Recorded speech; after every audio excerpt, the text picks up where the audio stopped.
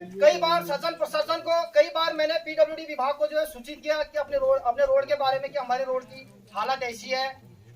इस तरह से इस पे डेली जो है रोज इस पे एक्सीडेंट होते हैं। मैं खुद 3 बार गिरा हूँ, मेरे जैसे कई भाई लोग यहाँ पे पता नहीं कितने बार गिरे हुए हैं। से मोड़ लगा के लाओ, लेकिन जब उसको डॉक्टर की बात होती है तो कहते हैं वो मानक पूरा नहीं है। जब शिक्षा की बात होती है तो कहते हैं मानक नहीं है। जब बिजली की बात होती है तो कहते हैं वो मानक नहीं है। अबे हरामजादो, अगर उसके लिए मानक नहीं है तो वो वोट लेने का मानक आपके लिए कैसे हो गया? आपने देखा होगा तमाम उस टाइम पे एसडीएम और तहसीलदार हमारे बीच लेकिन एक बोला है हमारे राज्य में अहम भूमिका निभाने वाले हमारे क्रांतिकारी नेता पूर्व जिला पंचायत सदस्य भाई नारायण सिंह रावत जी हैं। सुन रहे हैं मैं नारायण सिंह रावत जी से अनुरोध करूंगा कि आप हमारी जनता का मनोबल बढ़ाने के लिए 2 शब्द भाई नारायण सिंह रावत जी। हमारी मांग पूरी करो, पूरी करो, हमारी मांग पूरी करो, पूरी करो, पूरी।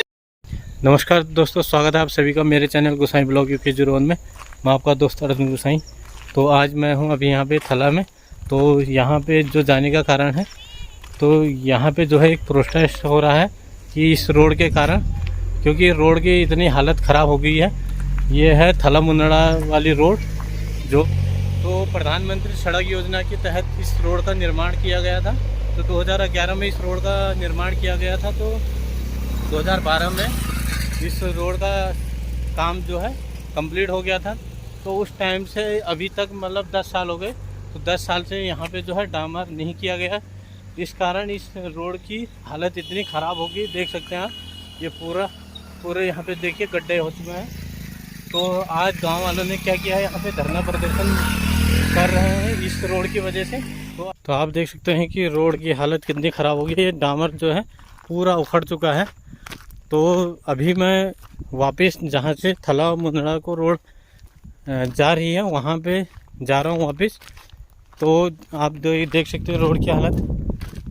तो जितने हम अंदर गांव को जाएंगे उतने जो है रोड की हालत और भी ख़राब है।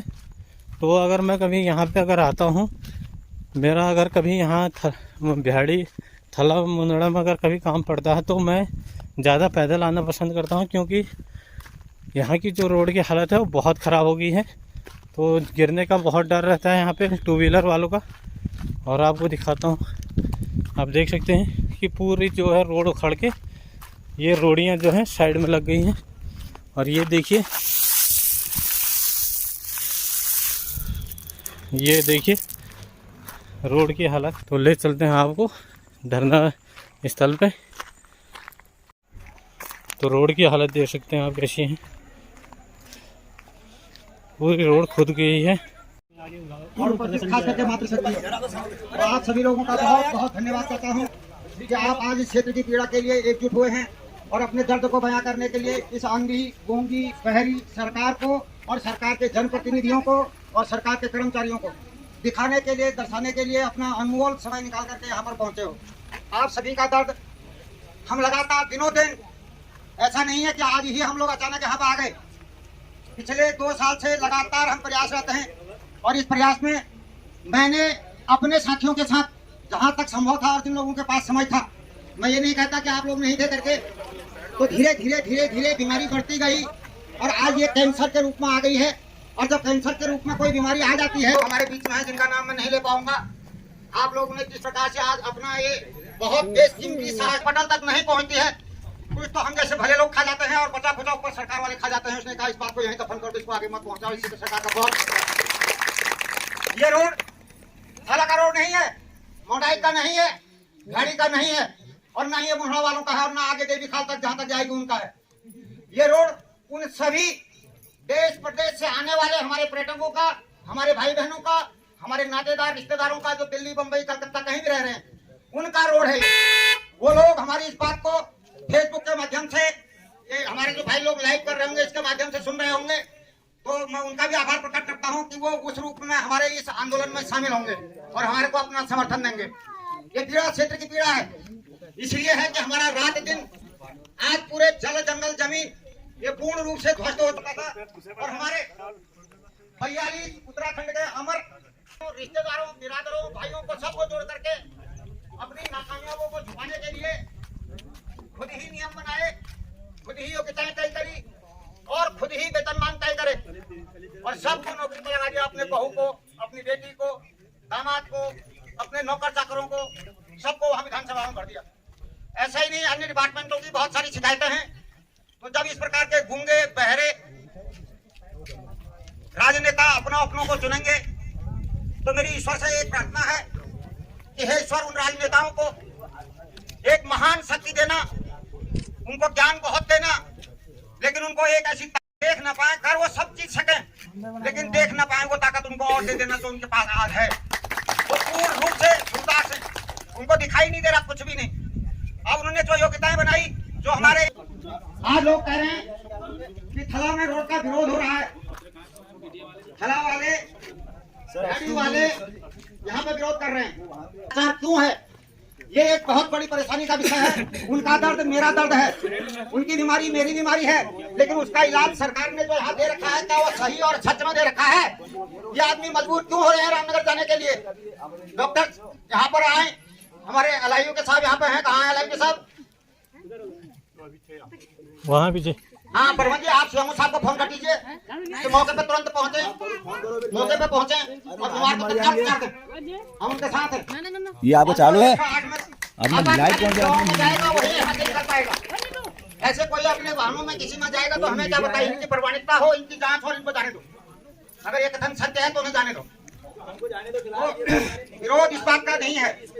अगर रोड का विरोध होता तो उस दिन होता जिस दिन जेसीबी चल रही थी, तो लोग आगे आते रोड न बनने देते।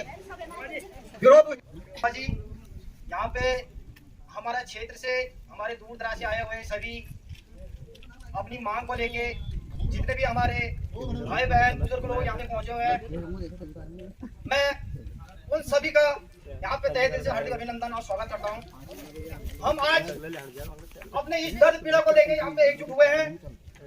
अगर ये सरकार, ये शासन प्रशासन अगर हमारी इस पीड़ा को पहले समझती तो आज हमें यह करने की नौबत नहीं आती। 3 साल मुझे पद पे हो गए।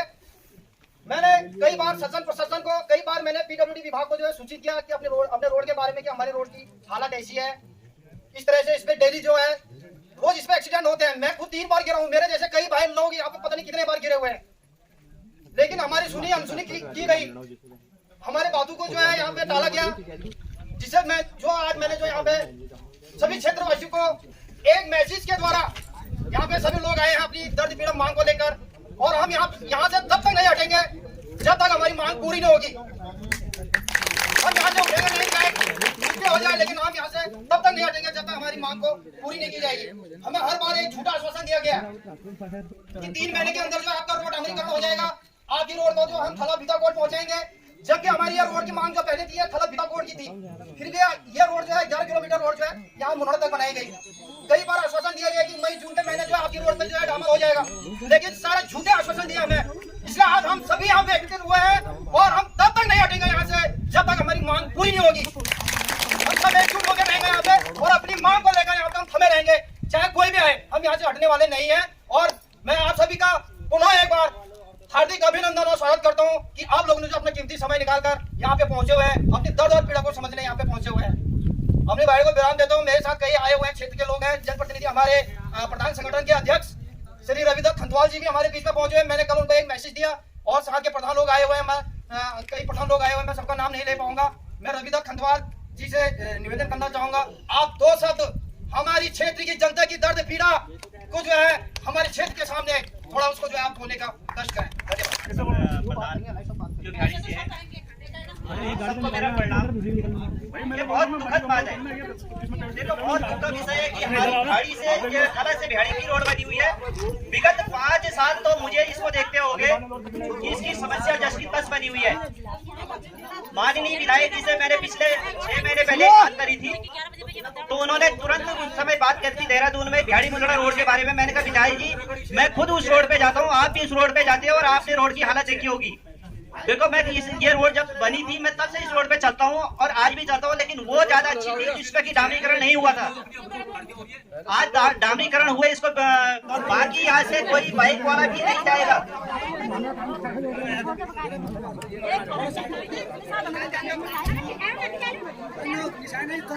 माता मैंने मैसेज आप इधर को आ जाइए, गाड़ी जाएगी 08571 की कोई भी गाड़ी यहाँ से नहीं निकलेगी।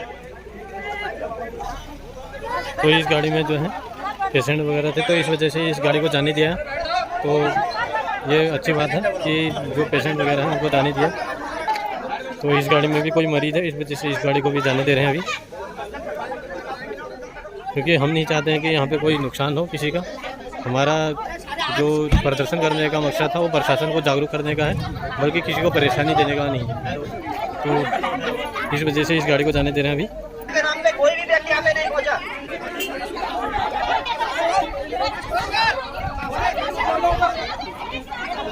तो इस गाड़ी में भी पेशेंट है।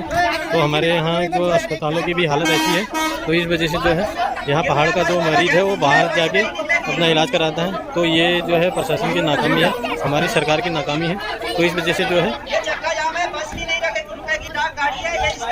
प्रोग्राम को करने वाले चक्का जाम के, जिसमें कि हमारे यहाँ की क्षेत्र की तमाम जनता, थला, मुनड़ा, कुलोली, देवी खाल तक के जो भी हमारी जनता है, हमारी ग्रामीण जनता है, काफी लंबे समय से ये मार्ग बना। आज इस मार्ग की जो स्थिति है, जिस तरीके के गड्ढे पड़े हुए हैं और जो है बड़ा ही उभर है इस सड़क के अंदर, हमारे वाहन चालकों को बड़ी परेशानियों का सामना करते हुए अपने जो है इस तरीके से सामना कर रहे हैं, जान की परवाह न करते हुए आप लोगों को आपके गंतव्य स्थान तक पहुंचा रहे हैं। हम सभी ग्रामवासियों की भी जिम्मेवारी बनती है, ये सड़क हमारी है, पैसा हमारा है, हमारे बच्चों का जो टैक्स कटता है उससे ही ये सड़क बनी है। तो हमारी भी जिम्मेवारी बनती है, जब तक बच्चा रोता नहीं है तो कोई भी माता दूध नहीं पिलाती है। आपको संघर्ष करना पड़ेगा। हमने भी संघर्ष करा, आज आपको राज्य मिला, लेकिन इस राज्य को संभालने के लिए, अपने गांव को संवारने के लिए, आपको सशक्त तरीके से मजबूत होने के लिए आगे आना पड़ेगा। इस सड़क को आगे तक मिलना चाहिए, जिससे कि तमाम ग्रामीणों को सुविधा मिले।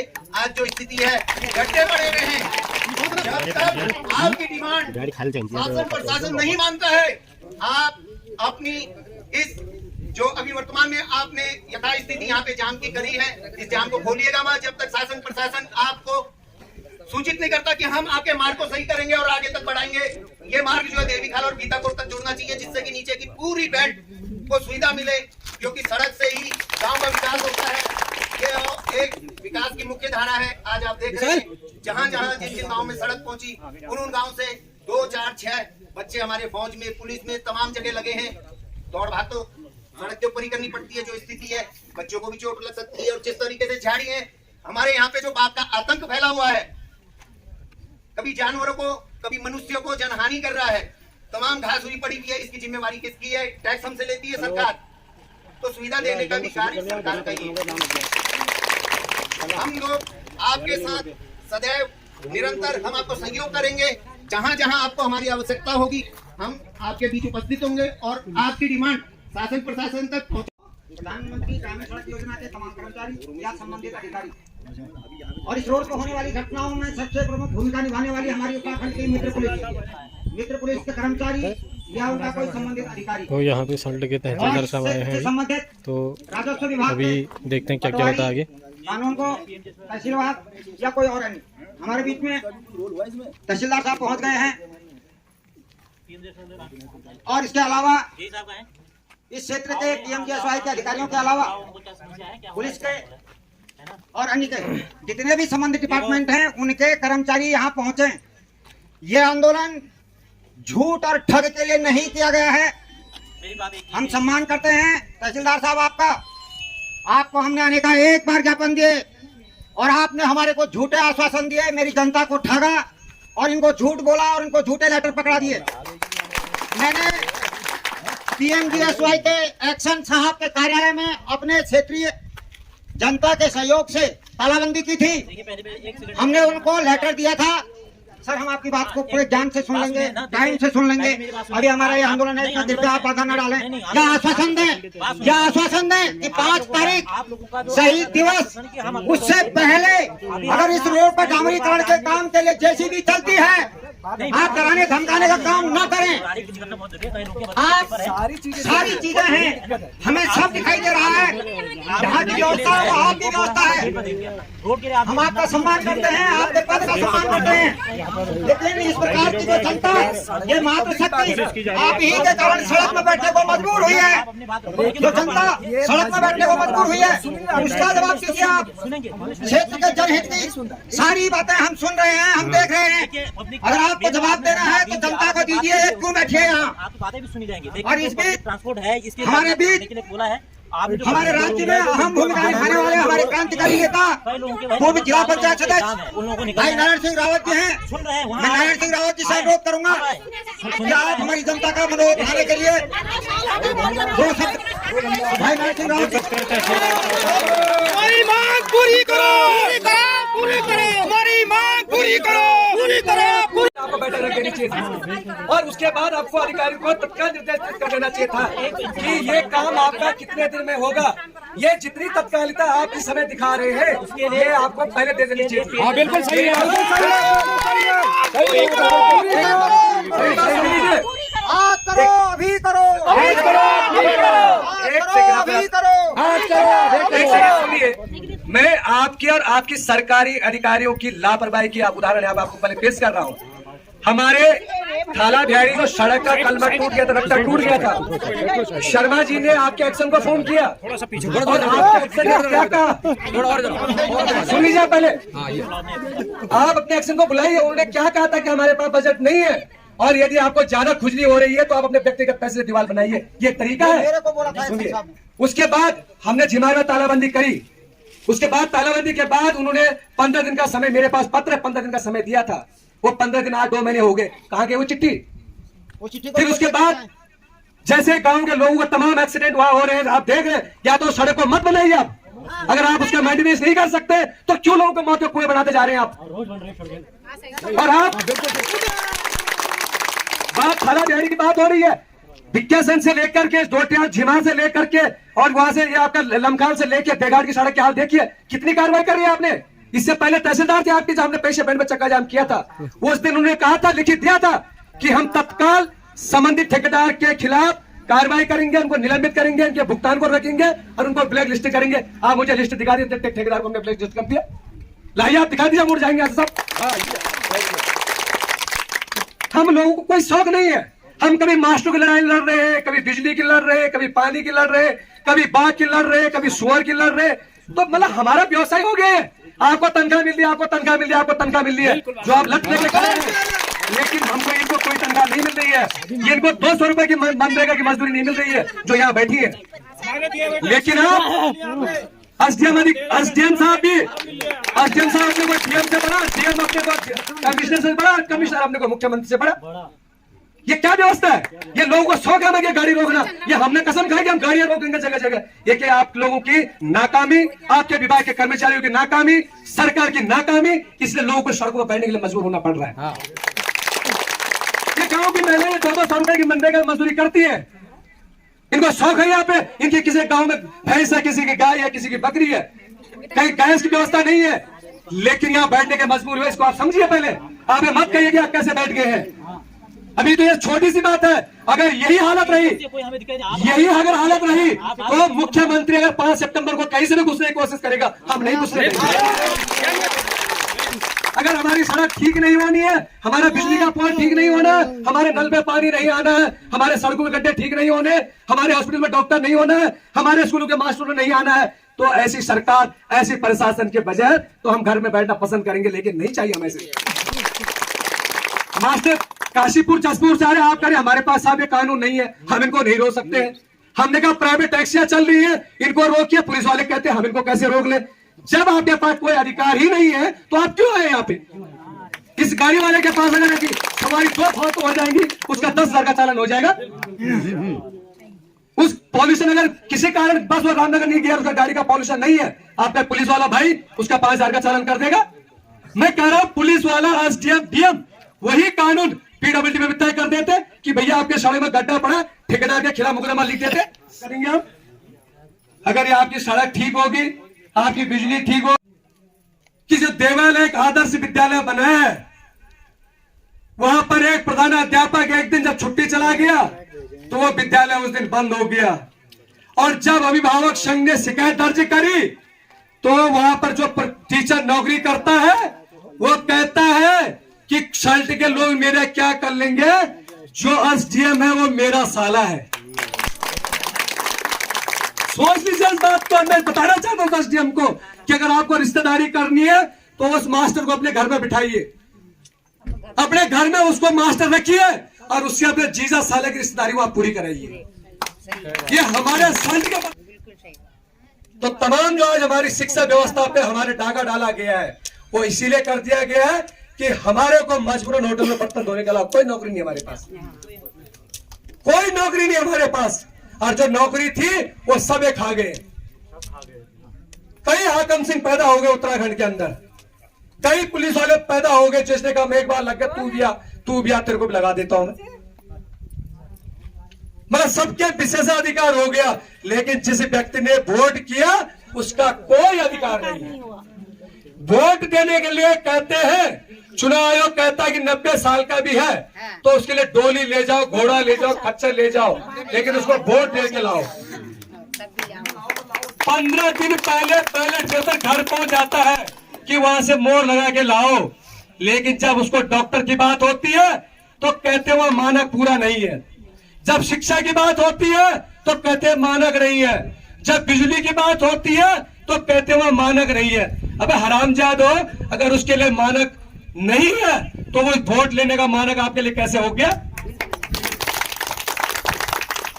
आपने देखा होगा तमाम उस टाइम पे एसडीएम और तहसीलदार, तो तमाम जो आज हमारी शिक्षा व्यवस्था पे हमारे डाका डाला गया है वो इसीलिए कर दिया गया है कि हमारे को मजबूरन होटल में बर्तन धोने के अलावा कोई नौकरी नहीं हमारे पास, कोई नौकरी नहीं हमारे पास। और जो नौकरी थी वो सब एक खा गए। कई हाकम सिंह पैदा हो गए उत्तराखंड के अंदर, कई पुलिस वाले पैदा हो गए जिसने कहा मैं एक बार लग गया तू भी आ तेरे को भी लगा देता हूं। मतलब सबके विशेषाधिकार हो गया, लेकिन जिस व्यक्ति ने वोट किया उसका कोई अधिकार नहीं है। वोट देने के लिए कहते हैं, चुनाव आयोग कहता है कि 90 साल का भी है तो उसके लिए डोली ले जाओ, घोड़ा ले जाओ, खच्चर ले जाओ, लेकिन उसको वोट दे के लाओ। 15 दिन पहले पेपर घर पहुंच जाता है कि वहां से मोहर लगा के लाओ, लेकिन जब उसको डॉक्टर की बात होती है तो कहते हैं वह मानक पूरा नहीं है। जब शिक्षा की बात होती है तो कहते हैं मानक नहीं है। जब बिजली की बात होती है तो कहते हैं वह मानक नहीं है। अबे हरामजादो, अगर उसके लिए मानक नहीं है तो वो वोट लेने का मानक आपके लिए कैसे हो गया? आपने देखा होगा तमाम उस टाइम पे एसडीएम और तहसीलदार